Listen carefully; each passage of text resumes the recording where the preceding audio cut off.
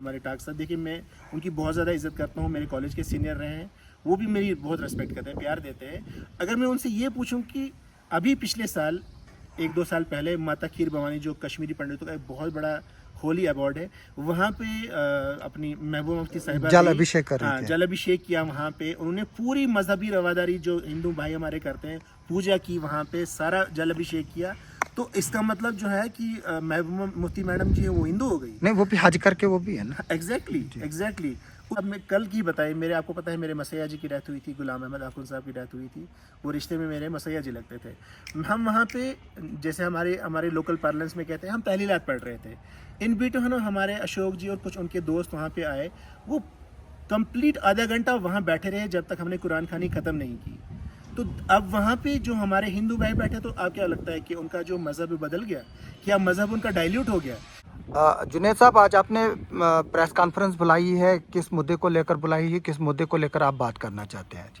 देखिए आसिफ साहब, कुछ 2-3 दिन से मैं एक मुद्दा देख रहा हूँ जो सोशल मीडिया पे बहुत वायरल चल रहा है कि जो हमारे कोई नेशनल कॉन्फ्रेंस की यहाँ पे नॉमिनेटेड, ऑफिशियली नॉमिनेटेड जो कैंडिडेट है सजाद साहब किचलू, वो वीडियो मैंने भी देखी जिसमें इंजीनियर स्पर्श परिहार और दूसरी उनकी जानिब पूजा जी खड़ी थी। तो वहाँ पे स्पर्श परिहार ने जो एक नारा बुलंद किया जय श्री राम का, तो उसके बाद वही नारा जो है पूजा जी ने किया। तो उसमें एक कर्सरी गेस्चर जो है सजाद साहब भी अपने बाजू को ऐसे कर रहे हैं।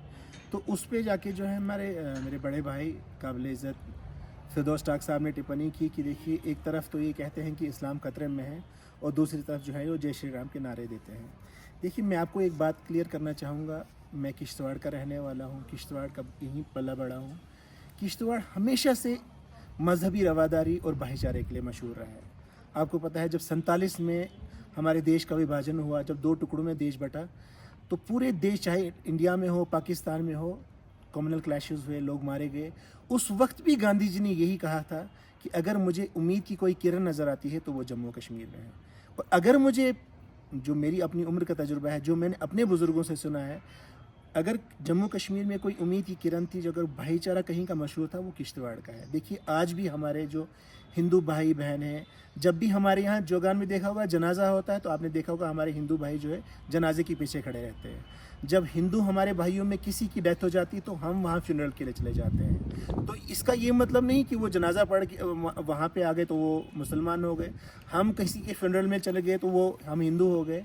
या आप देखिए, जिस चौगान में, मैंने इसके ऊपर एक्सटेंशन में एक आर्टिकल भी लिखा था, and that was highly appreciated from all the corners, कि Chaugan the symbol of communal harmony. देखिए, वहीं पे जन्माष्टमी मनाई जाती है, वहीं ईद की नमाज़ पढ़ी जाती है, वहीं दशहरा मनाया जाता है, वहीं जनाजा पढ़ा जाता है और वहीं पे चिताएँ भी जलाई जाती हैं। तो किश्तवाड़ जो है ये मजहबी रवादारी और हमारे ब्रदरहुड का एक गहवारा रहा है। हमेशा से हम इकट्ठे लोग रहते आ रहे हैं।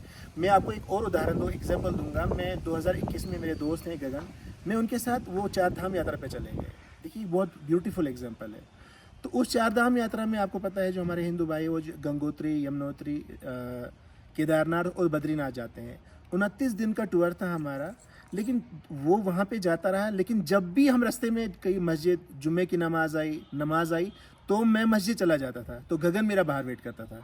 जब वो मंदिर जाता था तो मैं उसका बाहर वेट करता था। तो हिंदुस्तान हो, चाहे जम्मू कश्मीर हो, या चाहे किश्तवाड़ के हम छोटे इस रीजन की बात करें, मजहबी रवादारी जो है ये हमेशा कायम दायम रहनी चाहिए। अब मैंने आपको जैसे जनाजे और इसकी एग्जांपल दी, क्या अगर, अच्छा अब मैं कल की बताई, मेरे आपको पता है मेरे मसैया जी की डेथ हुई थी, गुलाम अहमद आखुन साहब की डेथ हुई थी। वो रिश्ते में मेरे मसैया जी लगते थे। हम वहाँ पे जैसे हमारे हमारे लोकल पार्लेंस में कहते हैं, हम पहली रात पढ़ रहे थे। इन बीटो हमारे अशोक जी और कुछ उनके दोस्त वहाँ पे आए, वो कंप्लीट आधा घंटा वहाँ बैठे रहे जब तक हमने कुरान खानी ख़त्म नहीं की। तो अब वहाँ पे जो हमारे हिंदू भाई बैठे, तो आप क्या लगता है कि उनका जो मज़हब बदल गया? क्या मज़हब उनका डाइल्यूट हो गया? क्या हिंदू कम्युनिटी अब उसको ये बोलेगी कि देखो जी, अब ये जो इन्होंने जी अभी लेसर हिंदू हो गए? तो मजहबी रवादारी ये जो होते हैं, these are called symbolic gestures. ये एक मार्क ऑफ रेस्पेक्ट होता है। अब उसी एपिसोड पे अगर वापस आऊँ, जो पार्टर में इंजीनियर स्पर्श परिहार ने नारा बुलंद किया जय श्री राम का, या पूजा जी ने जो नारा बुलंद किया जय श्री राम में, उसी केसरी या जेस्चर में उन्होंने भी हाथ उठाया। अगर मैं अपने बड़े भाई से ये सवाल पूछूं, हमारे टाक साहब, देखिए मैं उनकी बहुत ज़्यादा इज्जत करता हूँ, मेरे कॉलेज के सीनियर रहे हैं, वो भी मेरी बहुत रिस्पेक्ट करते हैं, प्यार देते हैं। अगर मैं उनसे ये पूछूं कि अभी पिछले साल 1-2 साल पहले माता खीर भवानी जो कश्मीरी पंडितों का एक बहुत बड़ा होली अवार्ड है, वहाँ पे अपनी महबूबा मुफ्ती साहिबा जल ने, अभिषेक कर रही हाँ, थी। जल अभिषेक किया वहाँ पे। उन्होंने पूरी मजहबी रवादारी जो हिंदू भाई हमारे करते हैं, पूजा की वहाँ पे, सारा जल अभिषेक किया। तो इसका मतलब जो है कि महबूबा मुफ्ती मैडम जी वो हिंदू हो गई। नहीं, वो भी हज करके वो भी है ना। एग्जैक्टली। उसके बाद जब मुफ्ती साहब की डेथ के बाद महबूबा साहिबा ने जब हलफ उठाया, वो चीफ मिनिस्टर बनी। आपको पता है जम्मू के सेक्रेटरीट में एक बहुत बड़ा मंदिर है, तो सबसे पहले वो चढ़ावा चढ़ाने वहाँ चली गई। वो भी एक हाजन है, वो भी एक मुसलमान है, वो भी एक सईद परिवार से बिलोंग करती हैं, तो उनका मज़हब डाइल्यूट हो गया। तो मैं फिरदौस भाई से इतनी ही रिक्वेस्ट करूँगा कि देखिए हमारा जो मजहबी, देखो अब कितना वॉलेटाइल इलेक्शन में माहौल हो गया है, इन चीज़ों की तरफ हमें बात नहीं करनी चाहिए। मजहबी रवादारी, अपने भाईचारे को जितना संजोत के रख सकते हैं हमें करना चाहिए। यही मेरा मैसेज है आप सबके लिए। सपर्श, आप बताइए कि क्या ये इलेक्शन वाकई हिंदू और मुस्लिम बेस्ड है? क्योंकि देखिए मैंने आज पार्डर का तबसरा भी चढ़ाया है, लोग अक्सर जानना चाहते हैं कितने हिंदू वोट हैं, कितने मुस्लिम वोट हैं। तो क्या हम बियॉन्ड द इश्यूज चले गए हैं? देखिए आसिफ जी, जो मज़हब पर राजनीति कर रही है, कोई भी पॉलिटिकल पार्टी अगर मज़हब पर राजनीति कर रही है, ये बड़ा दुर्भाग्य है। क्योंकि ना ही हिंदू खतरे में है, ना इस्लाम खतरे में। अगर खतरे में है तो कुछ लोगों की कुर्सियां खतरे में। तो वो लोग जो है इस वक्त बौखलाए हुए हैं, इसलिए वो मज़हब के नाम पर और सेंटिमेंटल सियासत को बीच में ला रहे, जबकि इन लोगों के पास कोई एजेंडा नहीं है। अगर इनके पास कोई एजेंडा होता तो ये बात करते रोज़गार की, ये बात करते टूरिज़्म को बूस्ट करने की। कल अनुराग ठाकुर जी किश्तवाड़ में आए, उन्होंने कहा टूरिज़्म सेक्टर को बूस्ट किया जाएगा। मैं आपको बताना चाहता हूँ, अगर कश्मीर में हज़रत बल है, हमारे यहाँ ज़ियारत है, कश्मीर में शंकराचार्य टेम्पल है, हमारे यहाँ माता चंडी का भवन है, लेकिन क्या ऐसा कारण रहा कि पिछले 10 सालों में टूरिज़्म बूस्टअप नहीं हुआ?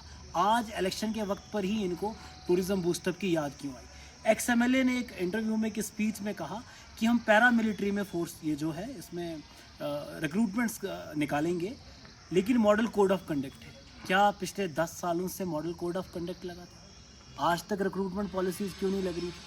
तो ये आज भी आप इनकी स्पीचें सुनना, स्पीचों में डेवलपमेंट की बात कर रहे हैं, तो 10 सालों में आपने क्या डेवलपमेंट करी? या PDP या BJP की सरकार जो 2014 में 3 साल के टेन्योर में चली, तो इन 3 साल के टेन्योर में क्या हमारे PDP के लीडर ने किश्तवाड़ के लिए करा, और क्या पिछले 10 सालों में भारतीय जनता पार्टी की लीडरशिप ने किश्तवाड़ की आवाम के लिए करा, जो आज मज़हब को बीच में लाकर और सेंटिमेंटल पॉलिटिक्स को बीच में लाकर जो है वोट बैंक मांगा जा रहा है, जबकि इन लोगों के पास डेवलपमेंट को लेकर, युवाओं के रोजगार को लेकर कोई एजेंडा नहीं। जी, अब देखिए जुनैद ने भी अभी जय श्री राम बोला, तो क्या अब ये वाकई मुसलमान नहीं रहे?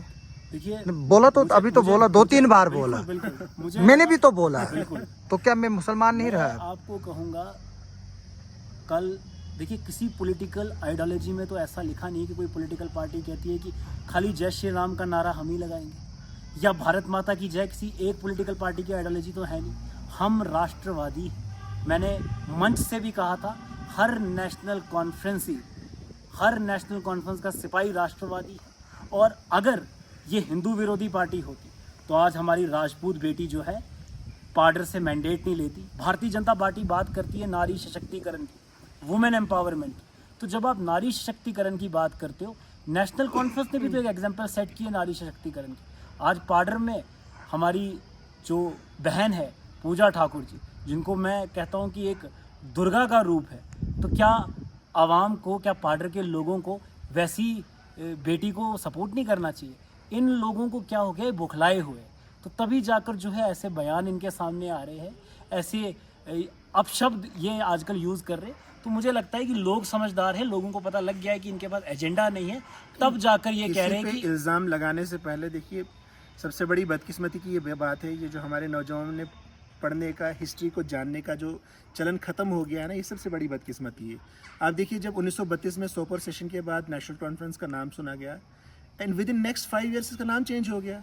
शेख मोहम्मद अब्दुल्ला साहब को लगा कि अब इंक्लूसिव पार्टी बनानी पड़ेगी। कहीं ना कहीं सियासी गलियारियों में ये बात चलने लगी कि मुस्लिम कॉन्फ्रेंस जो है सिर्फ मुस्लिमों को रिप्रेजेंट करती है। देखिए मैं आपको ये बात एक क्लियर सी बात है। अगर आप हिस्ट्री को देखेंगे, ये वही शेख मोहम्मद अब्दुल्ला थे जब रजवाड़ों का दौर था, जब राजाओं का दौर था, जब रूल ऑफ लॉ नहीं हुआ करता, जब जुडिशल रिव्यू नहीं हुआ करता था, जब कोर्ट्स नहीं हुआ करती थी। एक पोस्ट ग्रेजुएट बंदा एक यूनिवर्सिटी से गरीब घर से उठता है, वो छोटी सी 5 मेंबर्स के साथ अपनी रीडिंग रूम पार्टी बनाता है, छोटी सी। आप सुनिए, अगर हम बात करें 5 बंदे बैठते हैं और ये सोचते हैं कि हमने जो है जम्मू कश्मीर के हालात को बदलना है, बेगार को बदलना है, तो वो रीडिंग रूम पार्टी आस्ता आस्ता मुस्लिम कॉन्फ्रेंस बनी। उनको जब लगा, जब आवाज़ें उठने लगी कि इंक्लूसिव पार्टी नहीं है, 1937 सोपर सेशन के बाद पार्टी का नाम चेंज हुआ, इसका नाम नेशनल कॉन्फ्रेंस रखा गया। ये वही पार्टी है जब पूरे हिंदुस्तान में बेगार का राज हुआ करता था, जब मजदूरों पे, शेड्यूल कास्ट पे, पिछड़ों पे जुल्म हुआ करता था, तो शेख साहब ने एक सिंगल लाइन एडमिनिस्ट्रेशन लाई थी। शेख साहब ने एक लैंड रिफॉर्म लाया था, लैंड टू टिलर्स। आपने ये सारे जो कंट्रीब्यूशंस हैं, जिस कंट्रीब्यूशन को देख के, जिस हिस्ट्री को देख के सुप्रीम कोर्ट के चीफ जस्टिस को भी ये कहना पड़ा कि शायद ही इंडिया में इतना बड़ा लीडर पैदा हुआ है। लेकिन हालात जो विभाजन हुआ, कंट्री का विभाजन हुआ, हालात बदल गए। 1953 की बात करें या 72 की बात करें, तो हर दौर में, हर एपॉक में जो है मीर जाफ़र हुआ करते थे। वही शेख मोहम्मद अब्दुल्ला के जो दोस्त थे, जो उनके करीबी साथी माने जाते थे, उन्हीं ने उनको डिच किया। तो देखिए, ये तो हिंदुस्तान की हिस्ट्री, नेशनल कॉन्फ्रेंस हिस्ट्री। लेकिन मैं दोबारा आपसे रिक्वेस्ट करूँगा, ये जो हमारा ताना बाना है, जो हमारी मजहबी रिवायत है, इनको सेव करने की बहुत ज़्यादा ज़रूरत है। हम बात करते हैं युवा बात की। देखिए, मैं आपको पता है, I am not a political person. I have always been criticizing national conference very vociferously. I was the worst critic. I was the most staunch critic of national conference till now, considering the geographic entity, the other works of Kishtwar. पिछले 10 साल में आपने देखा, मान लीजिए national conference ने और पिछली सरकारों ने कोई काम नहीं किया, कोई नहीं, आज तक कुछ नहीं। आप 10 साल का ही ब्यौरा दे दीजिए। हम बोलते हैं सड़क, आप बोलते हैं हिंदू मुसलमान। हम बोलते हैं अच्छे अस्पताल, आप बोलते हैं हिंदू मुसलमान।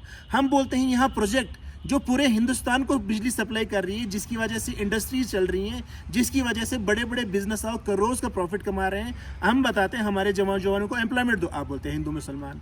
हम बोलते हैं इनके लिए रोजगार, आप बोलते हैं हिंदू मुसलमान। हम बोलते हैं लोकल नौजवानों, लोकल कॉन्ट्रैक्टर्स, लोकल कंपनीज को अपलिफ्ट करो, आप बोलते हैं हिंदू मुसलमान। हम बोलते हैं CSR, आपको पता ही है, हर कंपनी जो भी 100 करोड़ का प्रॉफिट क्रॉस करती है, उसको 3 साल में से 2% जो होता है, जिसको कॉर्पोरेट सोशल रिस्पॉन्सिबिलिटी कहते हैं, वो वहाँ के लोकल एरियाज में, चाहे हॉस्पिटल हो, पार्क्स हो, वो इलेक्टोरल बॉन्ड में गया है। ठीक है, वो CSR का फंड कहाँ गया? हम इलेक्टोरल बॉन्ड में गया ना। चलिए, वो उसमें हम बोलते हैं CSR का फंड कहाँ गया? वो बोलते हैं हिंदू मुसलमान। हम बोलते हैं सड़कें, वो बोलते हैं मुसलमान। हम बोलते हैं विकास, वो बोलते हैं हिंदू मुसलमान। हम बोलते हैं किश्तवाड़ की आपकी डेवलपमेंट और इंफ्रास्ट्रक्चर के लिए क्या, आप बोलते हैं हिंदू मुसलमान।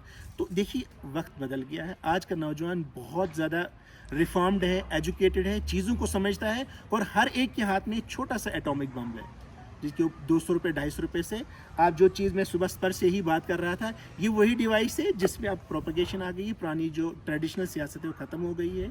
अब इंटरनेट का ज़माना है। अब एक लार्जर मैसेज, 1 मिनट आप देखिएगा कि IT सेल से आप जो भी मैसेजेस क्रिएट करते हैं, आप 1 सेकंड के अंदर पूरे हिंदुस्तान में पहुंच जाते हैं। नहीं, वो तो गया सजाद साहब की स्पीच को। एग्जैक्टली अभी भी जी, बिल्कुल। तो दूसरी बात रही, तो इन बातों को अब अभी मैं देख रहा था कि गांधी कमीशन की रिपोर्ट को उठा रहे थे।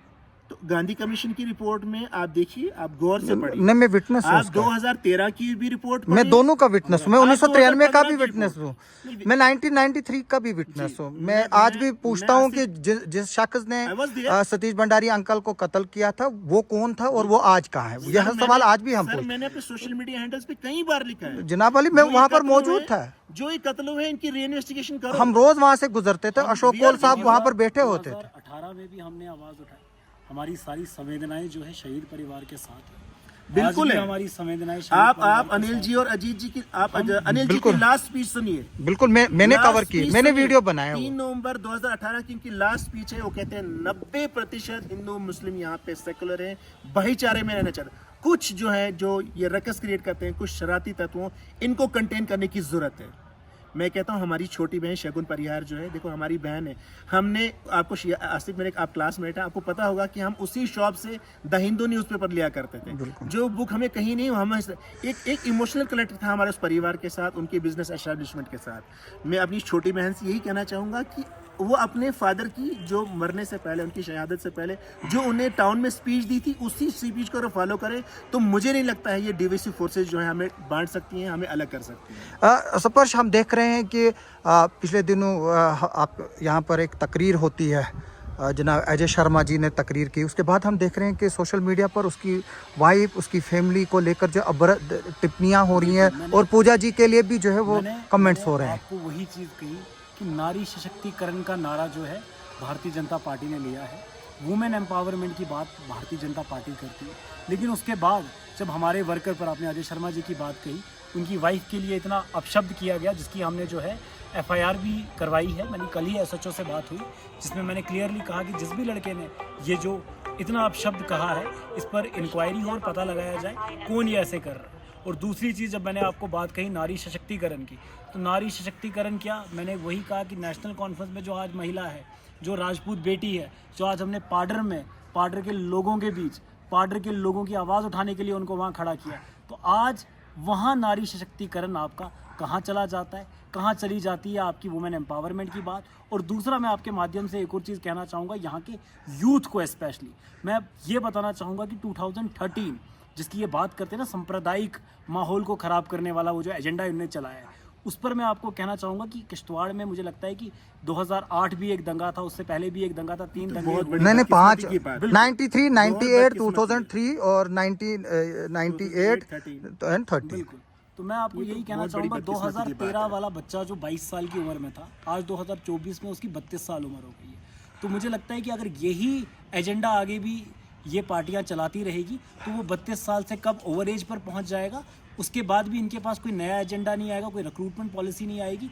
नेशनल कॉन्फ्रेंस एक ऐसा प्लेटफॉर्म है जो अपने मैनिफेस्टो में एज रिलैक्सेशन की बात भी यहाँ के युवाओं के लिए लेकर आए, क्योंकि हमें पता है कि यहाँ की पॉलिटिकल पार्टी ने पिछले 10 साल में यहाँ के युवाओं को कितना गुमराह किया है, और इस वक्त भी गुमराह करने की साजिश रची जा रही है। तो मेरी पुरजोर अपील होगी तमाम युवाओं से, अपने भविष्य के बारे में सोचे, किश्तवाड़ के बारे में सोचे और यहाँ के भाईचारे की एक मिसाल को कायम करें। जय हिंद, जय भारत। Thank you.